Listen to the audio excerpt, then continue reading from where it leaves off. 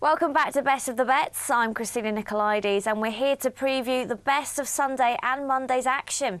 Now I have Gareth Walker, who's our bookie extraordinaire from Heaven Bet. Hello, Gareth. Hello. And Sam Diamond, who's our football expert and editor of bestofthebets.com. How are you doing, Sam? Very well. OK, so there's only one Premier League game on Sunday. It's an important one, especially for Aston Villa. It's Aston Villa versus Liverpool. Villa, who could find themselves in the relegation zone by the time the game kicks off, depending on how things go on Saturday. They're 5 to win this game. The draw's 3.9. Liverpool 1.75. I saw Aston Villa first hand against QPR, and I was impressed with their second half spirit, and I was certainly impressed by the performances of their attacking triumvirate in Benteke, Weimann and Agbonlahor. But they don't seem to be able to do it over 90 minutes. That is true, and they also don't seem to be able to do it at the back, which is where their problems lie. I think it's no clean sheet in 14 Premier League games, 19 in all competitions. They suffered a blow when Nathan Baker went off injured early in the first half. The much maligned Joe Bennett taking his place, and his error instantly led to QPR's opening goal. But Baker may be back, and that'll shore him up slightly, but not enough, I think, to keep Liverpool, because that fragile defence. Luis Suarez, he's had further controversy over the international period, but he could really run riot against Aston Villa on Sunday.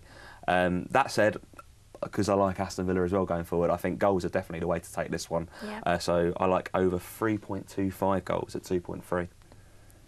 Good bet. Half of your bet there goes on over 3 goals. If there's exactly 3 goals in the match, half your stake is refunded, and if there are 4 or more goals, then your entire bet's a winner there. I think there'll definitely be goals here. I think Liverpool will have too much class for Aston Villa. Much as I'd like to see a Villa win to keep things exciting at the bottom, I think Liverpool at 1.75, it's not normally the sort of bet I'm keen on, but I just think they're too good here. I think they could well run riot against this defence. Been really impressed with Coutinho as well. He's been involved in 4 goals in his 4 starts for Liverpool. He's 6.8 to score the first goal, certainly be of interest there. The overs definitely, both teams to score, 1.7. Villa's last clean sheet, December the 8th. Everything points to goals, everything points to a 12 of Villa's last 14 Premier League games have gone over that 2.5 goal staple, and I think 14 of Liverpool's last 15 have gone the same way, and the last 4 games I think I've seen 4 or more goals scored, so it's hard to really rule it all out points to goals. Yeah. Liverpool have struggled against well-organised defences and have maybe struggled to break them down in frustration. Yeah. Villa aren't that at all. Villa are going to have to be scoring. They've relied on Brad Guzan a lot in goal lately, and I think he's going to have to have another top game if Villa are to get anything here. OK, we're going to move on. Fulham versus QPR. Harry Redknapp believes they can still do it if they can get 5 wins. Fulham are 2 here, even money to win the game. The draw's 3.5 and QPR are 4. I'll let the biased one go first with this one.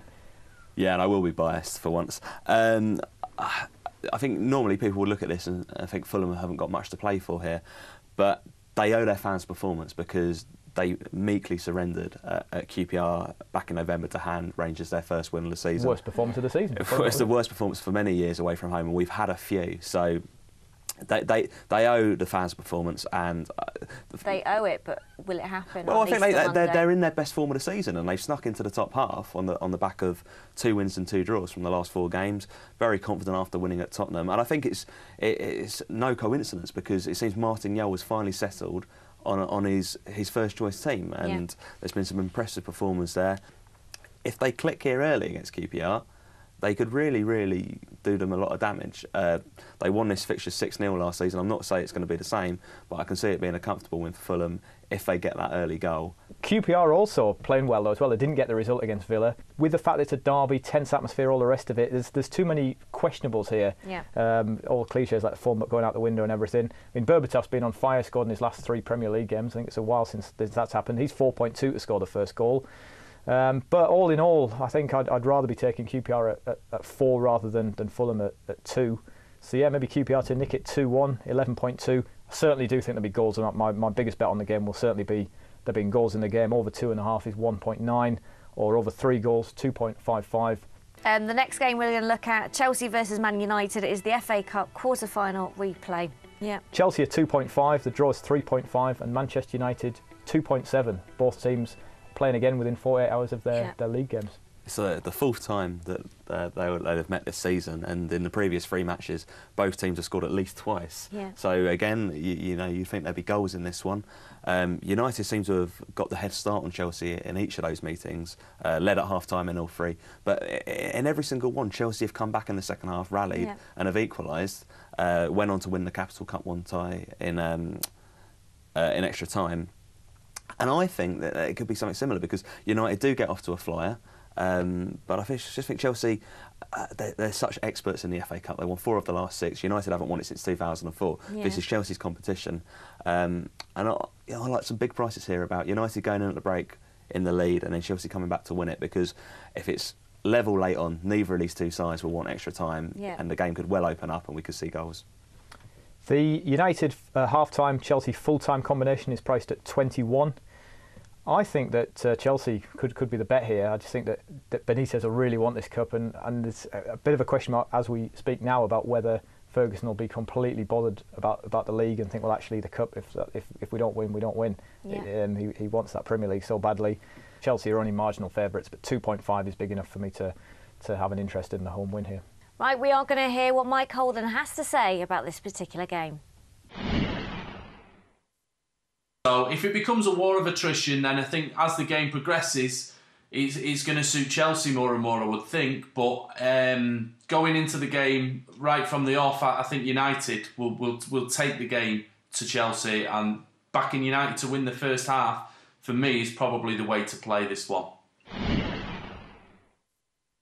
So the bet Mike likes there is Manchester United to lead at half-time. Doesn't matter what the full-time score is. That's priced at 3.3. OK.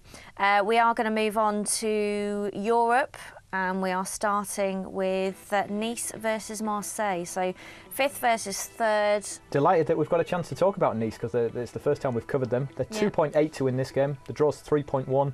And Marseille 2.7 to win at their rivals. It's very much Nice as sort of the form team, really. They may have lost last time out to the bottom of the table, Nancy, but I think that's more to do with the fact that Nice have had a few injuries of late. They've had to field some quite young, inexperienced players at times.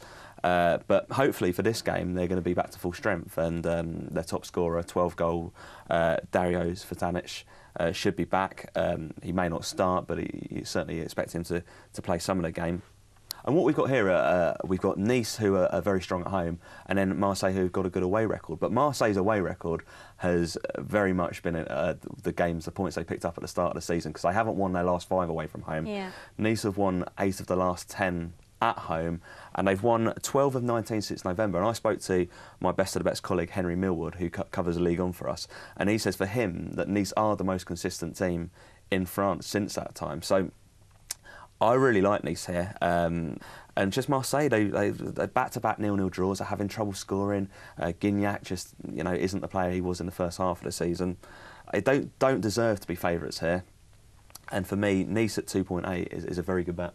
I'm in full agreement, and I really hope Nice do finish above Marseille. They haven't had a top 5 finish since 1976, Nice, but it'd be great if they do.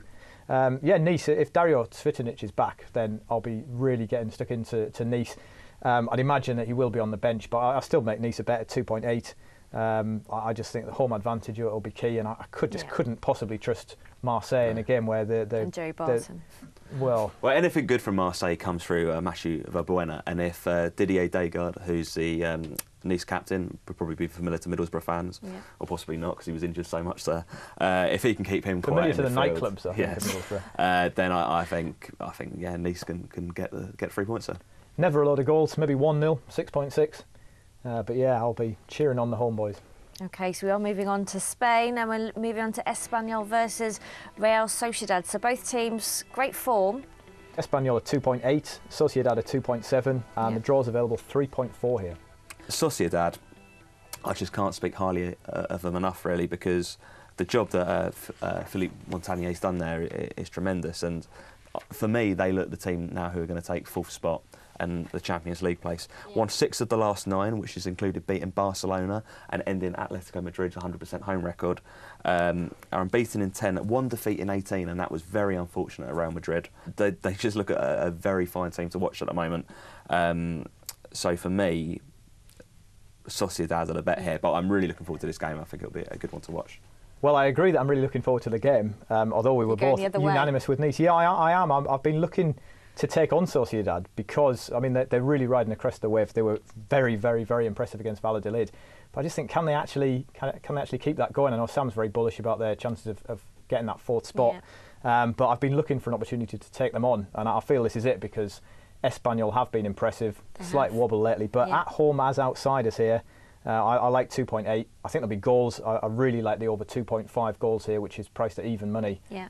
So 2 for that, I think, is a great bet because I think there will be goals, but I think Espanyol have got enough just to nick it. So last game we are looking at, we are staying in Spain, and Atletico Madrid versus Valencia, 3rd versus 5th. Atletico 1.8, the draw 3.7, and Valencia 4.8. It's an interesting game, and I think it's been an interesting encounter between the two all season because they were they were matched level at the start of the season, and Atletico were always favourites for me. And it's kind of the changing of the guard now. I think Atletico have very much proven themselves now to be the 3rd best team in Spain. Yeah. Valencia did beat Atletico earlier in the season at Mestalla, but Atletico were the better side that day, and I think they'll be out for revenge here.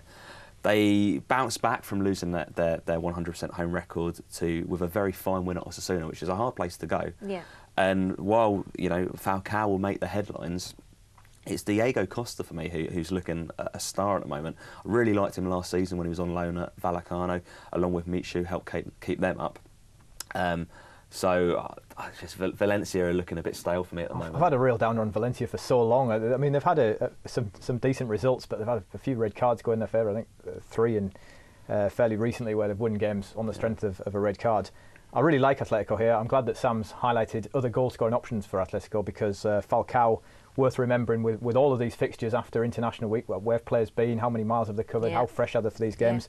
Falcao's been in South America for games against He also Bolivia hasn't scored in 3 games. Venezuela. So yeah, I mean, it's not that these players are going to be tired, but where you've got just such slight margins for split seconds and millimetres and things like that are key for these big things, that is a player bang on the money. So maybe Falcao's not, but even with that, I still make Atletico a bet here. I do, though, also think that maybe it'd be unders with a goal for this one. Under 2.5 goals, which is priced at 1.9, is a bet I like here. But I think just fundamentally, Atletico are a better side than Valencia. Don't really rate Valencia. I think that Sam's point about it being a change in the guard is spot on. I think Valencia team on the decline.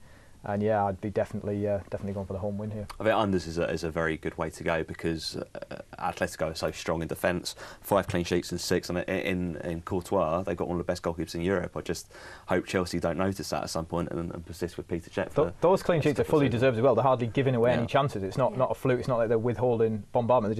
They aren't giving teams chances. And Valencia's 4 wins in the last 9 games may look good, but it's worth remembering. First of all, you've got that Betis travesty in there, and then you've just got 3 wins against the teams in the relegation zone. So and then the one against Deportivo was a joke anyway. So Valencia haven't beaten much for me at the moment, and I think Gareth said earlier about Liverpool. Sometimes you're loath to back at odds on, but sometimes it's a good bet nonetheless. And at 1.8, Atletico a cracking bet for me. So we've had our say, now we're going to hear from you. We have been asking you to tweet us at Best of the Bets. For Sunday's tweet, at Frontwards says, Aston Villa look a good price to upset Liverpool and move closer to safety. So Frontwards is getting 5. Okay, Afana Koku says, Super Hoops to win West London Derby on Monday night at 4 and continue their great escape. Good luck to him. Let's hope he doesn't meet Sam afterwards. Right, best bet, Gareth, for Sunday on Monday. I really like Nice to win at home to Marseille, 2.8. Yeah, love it. Going for that. Sam? Yeah, that's the second time he's stolen my best bet. This is not a good sign that we're in such agreement. It doesn't normally happen at all. It's true. In that case, I will go with Atletico Madrid. I don't like backing odds on, but sometimes it's too good to pass up. 1.8. Best bet, I'm going to do the FA Cup quarter-final. I'm going to go Manchester United to beat Chelsea. I believe it's 2.7. It is 2.7. Okay. So if you'd like to place a bet on any of the matches discussed and much more for all your latest odds and betting opportunities, then do head to our website, which is www.heavenbet.com. Remember, you can tweet us at Best of the Bets and we will read out your tweets live on our show. And you can watch this show back at bestofthebets.com. We'll see you same time, same place next week. See you then. Bye-bye.